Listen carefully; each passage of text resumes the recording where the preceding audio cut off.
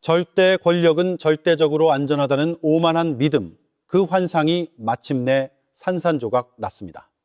한 국가의 최고 지도자는 더 이상 성역이 아닙니다. 이스라엘의 폭격이 테헤란의 심장부를 타격했고 하마스의 최고 지도자 이스마일 하니예가 이란 영토 한가운데서 암살당했으며 레바논 베이루트에서는 헤즈볼라의 수장 하산 나스랄라가 정밀 타격으로 목숨을 잃었습니다. 신성불가침의 존재로 여겨지던 이란의 최고 지도자 아야톨라 알리 하메네이조차 안전한 은신처로 황급히 대피해야만 하는 전대미문의 사태가 벌어졌습니다. 이것은 단순한 군사작전의 성공이나 일회성 요인 암살 사건이 아닙니다. 지난 수십 년 동안 전 세계의 지정학과 국제질서를 아슬아슬하게 떠받치고 있던 가장 견고한 붉은 선이 완전히 붕괴되었음을 알리는 거대한 신호탄입니다. 한 국가의 최고 권력자가 전쟁에서 완벽하게 패배하여 전범 재판정에 서기 전까지는 절대 물리적인 표적이 되지 않는다는 그 암묵적인 금기가 깨진 것입니다. 우리는 지금 전면전 없이도 한 정권의 심장부를 도려낼 수 있는 완전히 새로운 전쟁의 패러다임, 그 서막을 목격하고 있습니다. 수많은 군사 전문가들과 전략가들은 이 사태가 중동이라는 지역적 한계를 넘어 전 세계 안보 지형에 가져올 파장에 주목하고 있습니다. 일각에서는 첨단 무기로 무장한 특수부대나 무인기를 활용한다면 독재자 한 명을 제거하는 것은 상식적으로 쉬운 일이 아니냐고 반문할지도 모릅니다. 정의 요원들이 은밀하게 침투하여 목표물만 제거하고 빠져나오는 시나리오는 대중에게 매우 익숙합니다. 하지만 이란이라는 국가가 가진 현실적인 무게감은 그런 낭만적인 상상과는 거리감입니다. 이란은 9천만 명이 넘는 인구를 가진 거대한 국가이며 중동에서 가장 복잡하고 강력한 군사 및 안보 시스템을 구축하고 있는 명실상부한 지역 패권국입니다. 그 중심에는 정규군과는 별도로 존재하는 이슬람 혁명수비대가 자리 잡고 있습니다. 이들은 단순한 군사 조직이 아닙니다. 육군, 해군 공군을 독자적으로 보유하고 있을 뿐만 아니라 장거리 타격이 가능한 탄도미사일 프로그램과 세계적인 수준의 무인기 전력을 직접 통제하는 거대한 군산복합체이자 정치, 권력 그 자체입니다. 더 나아가 해외 특수작전을 전담하는 부대를 통해 중동 전역에 걸친 이른바 저항의 추축을 지휘하며 막강한 영향력을 행사해왔습니다. 이러한 혁명수비대의 압도적인 존재감은 이란을 외부의 공격으로부터 지켜내는 가장 강력한 방패였습니다. 그들은 국가의 핵심 무기 체계를 통제하고 있으며 핵개발 능력에까지 깊숙이 관여하고 있는 것으로 파악되고 있습니다. 따라서 이란의 지도부를 군사적으로 타격한다는 것은 필연적으로 혁명수비대와의 전면전, 나아가 중동 전체를 걷잡을 수 없는 화약고로 만드는 거대한 확전을 각오해야만 가능한 일이었습니다. 이것이 바로 서방 세계가 이란의 수많은 도발과 지정학적 위협 앞에서도 직접적인 지도부 타격을 망설였던 근본적인 이유입니다. 이란을 건드리는 것은 곧 파멸적인 연쇄 반응을 촉발할 것이라는 거대한 공포가 전 세계의 지도자들을 억눌러 왔던 것입니다. 국제 정치의 무대에는 오랫동안 철저하게 지켜져 온 불문율이 존재합니다. 국가 간의 극심한 갈등이 발생하면 경제 제재를 가하고 외교적인 압박을 총동원하며 심지어 제한적인 군사적 충돌을 불사하더라도 상대 국가의 주권을 상징하는 최고 지도자를 직접적인 타격 목표로 삼는 것은 극도로 꺼려왔습니다. 만약 특정 지도자가 국제사회에 돌이킬 수 없는 위협이 된다면 정석적인 시나리오는 전면전을 통해 그 국가의 군사력을 완전히 무력화시킨 뒤에야 비로소 지도자의 권력을 박탈하는 것이었습니다. 이라크의 사담 후세인의 사례가 이를 가장 분명하게 보여줍니다. 사담 후세인을 축출하기 위해 거대한 전쟁이 벌어졌고 정규군이 붕괴된 후에야 그는 체포되어 재판정에 섰습니다. 전쟁에서 최종적으로 패배하기 전까지 그는 직접적인 암살 목표가 아니었습니다. 이것이 바로 우리가 알고 있던 전통적인 지정학의 절대적인 규칙이었습니다. 살아있는 권력, 현재 통치 중인 지도자는 그가 아무리 잔혹한 인물이라 할지라도 주권 국가의 상징으로서 일종의 면책 특권을 누려왔던 것입니다. 그렇다면 왜 전 세계는 이런 비효율적이고 희생이 큰 규칙을 지켜왔을까요? 수백만 명의 시민을 고통으로 몰아넣고 주변국을 끊임없이 위협하는 집단이 있다면 굳이 수많은 젊은이들의 피를 흘려가며 전면전을 벌일 필요 없이 그 수뇌부만 정확히 제거하면 되는 것 아니냐는 지극히 상식적인 의문이 제기될 수 있습니다. 거대 범죄 조직을 소탕하기 위해 도시 전체를 폭격하지 않고 두목만 체포하는 것과 같은 이치입니다. 하지만 국가 단위의 권력은 범죄 조직과는 본질적으로 다릅니다. 국가 지도자를 향한 직접적인 타격은 곧 그 국가 전체에 대한 전면적인 선전포고이자 통제할 수 없는 보복의 악순환을 의미했습니다. 그렇기 때문에 강대국들조차도 상호 확증 파괴의 공포 속에서 억지력이라는 이름의 위태로운 균형을 유지해온 것입니다. 그러나 이스라엘과 미국이 보여준 최근의 군사 및 정보 작전들은 이 모든 지정학적 상식을 단숨에 무너뜨렸습니다. 수십 년간 절대적으로 굳건할 것 같던 정권의 핵심이 가장 안전해야 할 수도 한복판에서 첨단 정보력과 정밀 타격 무기 앞에 너무나도 무기력하게 무너져 내렸습니다. 그리고 전 세계를 더욱 경악하게 만든 것은 그 절대적인 붉은 선을 넘었음에도 불구하고 세상이 멸망하지 않았다는 충격적인 사실입니다. 즉각적이고 파멸적인 보복 전쟁이 중동 전체를 불태울 것이라는 수많은 전문가들의 비관적인 예측과 달리 핵심 세력은 치명적인 내상을 입고도 극도로 조심스럽고 제한적인 반응만을 보일 수밖에 없었습니다. 이 결과는 하이테크 무기와 압도적인 정보 자산을 보유한 국가가 막대한 인명피해와 경제적 손실을 동반하는 전면전을 치르지 않고도 적대국의 심장부를 수술하듯 도려낼 수 있다는 끔찍하고도 매력적인 선례를 역사에 남겼습니다. 이제 전 세계의 모든 권위주의 지도자들은 깊은 딜레마와 근원적인 공포에 직면하게 되었습니다. 그동안 특정 강경파 지도부는 국가의 경제가 파탄나고 대다수의 국민들이 빈곤에 허덕이더라도 외부의 적에 맞선다는 거대한 이데올로기를 명분 삼아 내부의 결속을 다지고 권력을 유지해 왔습니다. 그들은 자신들의 개인적인 생존을 국가의 생존과 완벽하게 동일시하며 외부의 물리적 공격이 곧 전면전으로 이어질 것이라는 공포를 방패 삼아 성역에 머물러 있었습니다. 하지만 이제 그 견고했던 성역은 지도상에서 사라졌습니다. 최고 권력자가 더 이상 국가라는 거대한 방패 뒤에 숨을 수 없으며 언제 어디서든 하늘에서 떨어지는 정밀 타격 무기에 의해 흔적도 없이 사라질 수 있다는 냉혹한 진실이 증명된 일일 것입니다. 이는 권력자 개인의 심리적인 붕괴뿐만 아니라 그를 호위하는 전체 권력 구조와 안보 시스템에 치명적인 균열을 일으킵니다. 우리는 지금 국제 질서의 거대한 전환점, 그 한가운데를 지나고 있습니다. 수십 년간 팽팽하게 유지되어 온 억지력의 시대가 서서히 저물고 압도적인 기술력과 정보력을 가진 자가 세계의 규칙을 다시 쓰는 시대가 도래한 것입니다. 과거에는 막강한 힘이 있어도 그것을 극단적으로 사용하지 않는 것이 일종의 미덕이자 국제사회를 지탱하는 규범이었습니다. 선을 넘지 않는다는 암묵적인 동의가 있었기에 폐쇄적인 정권들도 내부의 거대한 모순을 끌어안은 채 체제를 연장할 수 있었습니다. 그러나 이제 그 억지력의 한계선이 급격히 희미해지고 있습니다. 타국의 영토 주권을 무력으로 침해하며 기존의 질서를 흔드는 세력이 등장함과 동시에 지도부 직접 타격이라는 방식을 통해 힘의 논리가 지배하는 새롭고 냉혹한 기준이 세워지고 있습니다. 압도적인 능력이 있다면 언제든 행동할 수 있고 그에 따른 결과를 감당할 수 있다면 더 이상 지켜야 할 금기는 없다는 이 위험하고도 현실적인 선례는 앞으로의 국제정치와 외교, 무대에서 두고두고 회자되며 벤치마킹될 것입니다. 이러한 힘의 논리가 지배하는 새로운 시대적 흐름을 철저히 냉혹한 현실 정치와 다윈의 진화론적 지정학 관점에서 바라본다면 이는 어쩌면 피할 수 없는 역사적 필연일지도 모릅니다. 인류의 역사 전체를 통틀어 국가의 생존은 끊임없는 내부의 혁신과 외부 환경에 대한 적응을 가혹하게 요구해 왔습니다.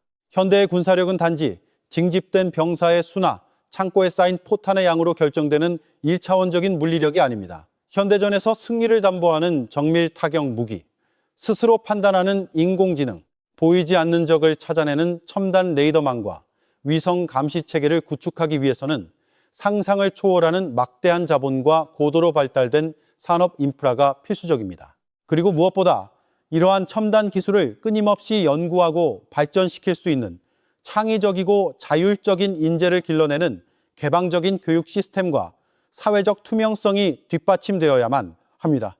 즉, 압도적이고 치명적인 군사력은 억압과 통제가 아니라 자유롭고 번영하는 시장 경제와 건강하게 작동하는 시민사회 구조 위에서만 만개할 수 있는 가장 고차원적인 결과물인 것입니다. 소수의 권력자가 정보의 흐름을 철저히 통제하고 반대파를 무자비하게 탄압하며 시민들의 기본적 인권을 억압함으로써 권력을 독점하는 폐쇄적인 사회는 결코 이러한 첨단 기술을 자체적으로 완성할 수 없습니다. 군사기술의 혁신은 국가 주도의 명령만으로 이루어지지 않습니다. 대량의 정밀 무기를 생산하고 유지하기 위해서는 고도로 발달된 자본주의적 시장 경제와 복잡하게 얽힌 글로벌 공급망에 참여해야만 하지만 독재 정권은 자신의 체제를 유지하기 위해 필연적으로 시장을 통제하고 시민의 자유로운 교류를 막아야 하는 치명적인 자가 당착에 빠지게 됩니다.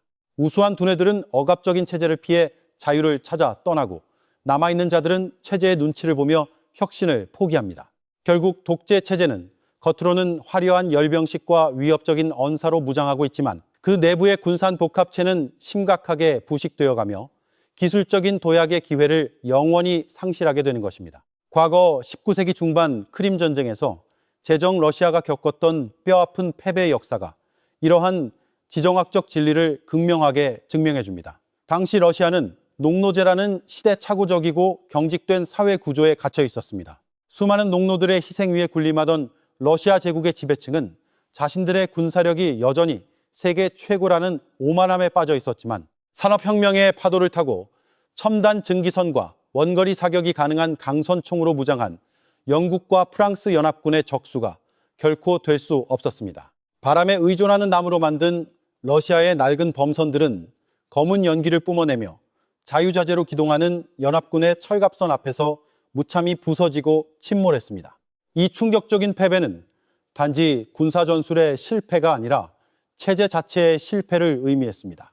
결국 러시아의 황제 알렉산드르 2세는 체제의 붕괴를 막기 위해 농노해방이라는 거대한 사회개혁을 억지로라도 단행할 수밖에 없었습니다. 혁신하고 개혁하지 않으면 국가가 살아남을 수 없다는 지정학적 다윈주의의 무자비한 법칙이 여지없이 작동한 결과였습니다. 하지만 냉전 종식 이후 우리가 살아온 현대의 국제 질서는 전쟁 그 자체를 억제하는 데 지나치게 집중한 나머지 이러한 냉혹한 자연 선택의 압력을 인위적으로 그리고 비정상적으로 약화시켜 왔습니다. 수많은 권위주의 국가들과 독재 정권들은 경제적인 무능력과 끔찍한 사회적 부패 그리고 심각한 인권 유린에도 불구하고 외부의 군사적 개입이 국제법에 의해 철저히 제한된다는 거대한 보호막 아래에서 수십 년간 정권을 연장해 올 수 있었습니다.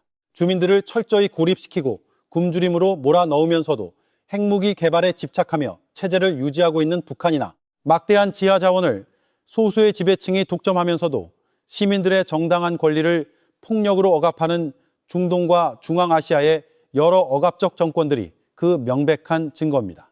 만약 19세기의 약육강식의 시대였다면 이미 내부 모순으로 도태되거나 다른 강대국에 의해 멸망하고 흡수되었을 국가들이 역설적으로 평화와 인권을 최우선으로 추구하는 현대의 국제 규범 덕분에 자신들의 기득권을 지키며 생존을 완벽하게 보장받아 온 것입니다. 무능하고 부패한 정권일수록 현대의 국제법이 제공하는 주권 존중과 불간섭 원칙이라는 우산 아래로 더 깊숙이 숨어 들어갔습니다. 그러나 이제 첨단 정밀 타격 기술과 전 세계를 실시간으로 들여다보는 압도적인 정보 자산의 결합이 이 기묘하고 역설적인 평화의 우산에 치명적인 균열을 내고 있습니다.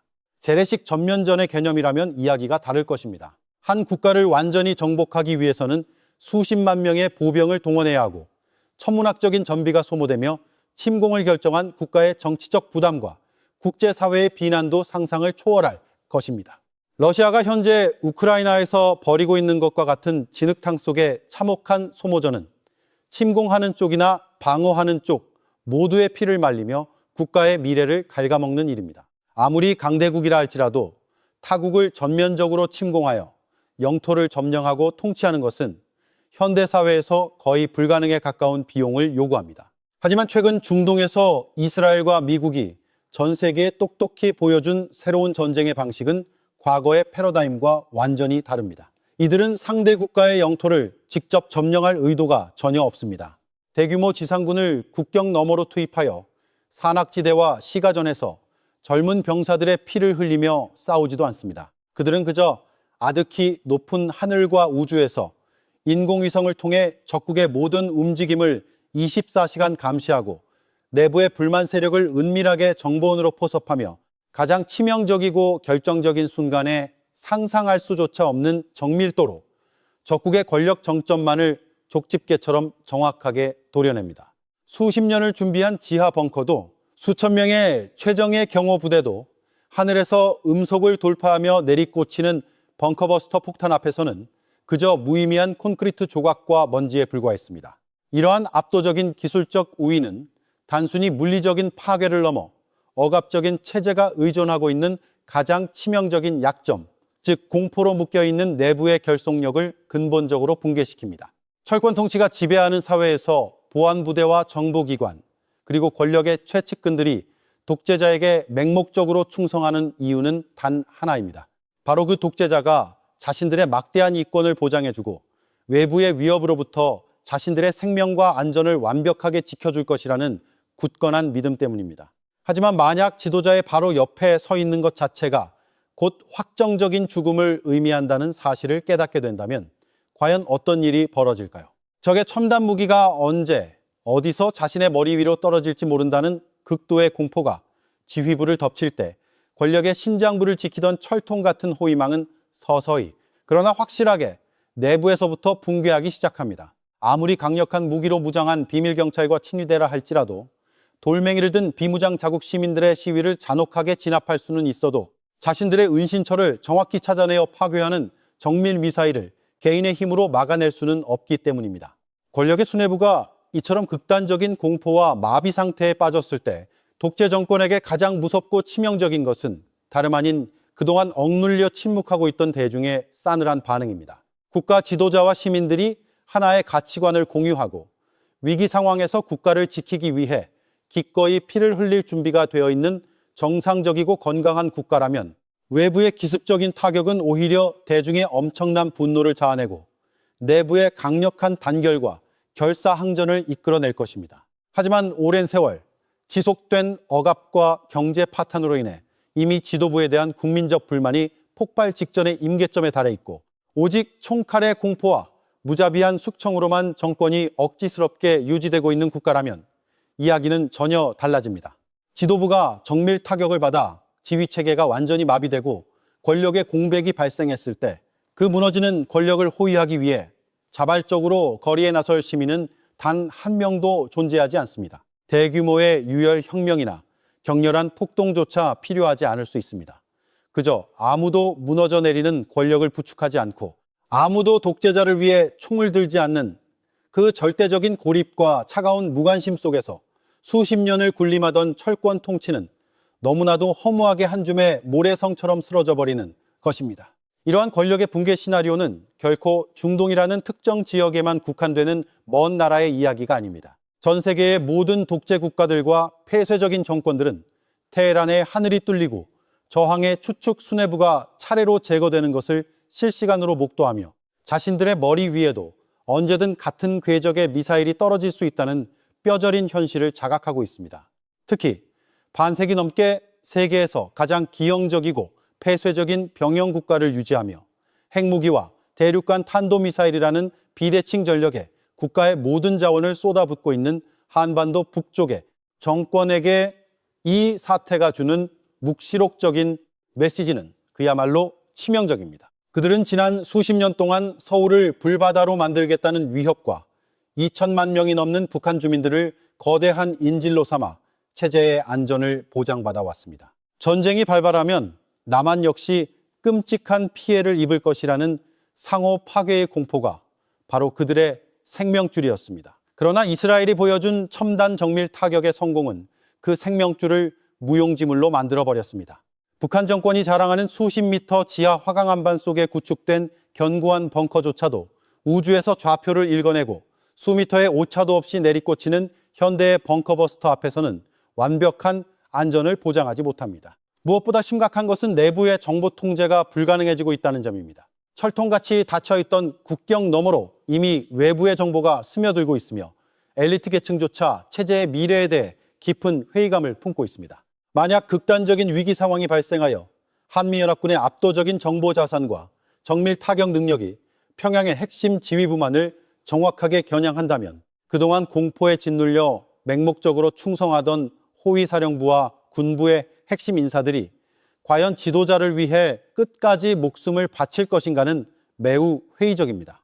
자신이 지키려는 대상이 이미 하늘의 표적이 되어 생존을 장담할 수 없는 상황에서 이성적인 인간이라면 함께 파멸하는 길 대신 권력의 진공 상태에서 자신의 새로운 생존 방식을 모색할 가능성이 압도적으로 높습니다. 결국 억압의 강도가 높을수록 기술의 격차가 벌어질수록 독재 체제의 유리성은 더욱 얇아지고 위태로워지는 것입니다. 이것이 바로 현대의 권위주의 정권들이 직면한 가장 고통스럽고 빠져나갈 수 없는 진퇴양난의 딜레마입니다. 첨단 군사기술의 발전 속도를 따라잡고 국가를 방어하기 위해서는 앞서 언급한 바와 같이 반드시 경제를 개방하고 국제사회와 교류하며 사회 투명성을 높여야만 합니다. 하지만 그들이 경제를 개방하고 정보의 통제를 푸는 순간 억눌려 있던 시민들의 불만이 폭발하고 독재 권력의 정당성은 뿌리째 흔들리게 됩니다. 기술을 포기하자니 외부의 정밀 타격에 무방비로 노출된 사냥감으로 전락하게 되고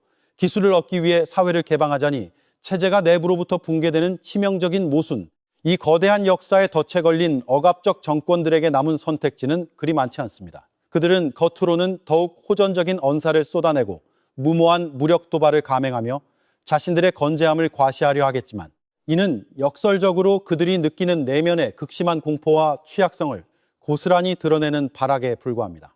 하지만 우리는 이 새로운 전쟁의 패러다임이 가져올 어두운 이면 또한 지극히 냉철한 시각으로 직시해야만 합니다. 독재자의 머리 위에 미사일을 떨어뜨릴 수 있는 능력이 곧 세계의 평화를 담보하는 마법의 지팡이는 결코 아니기 때문입니다.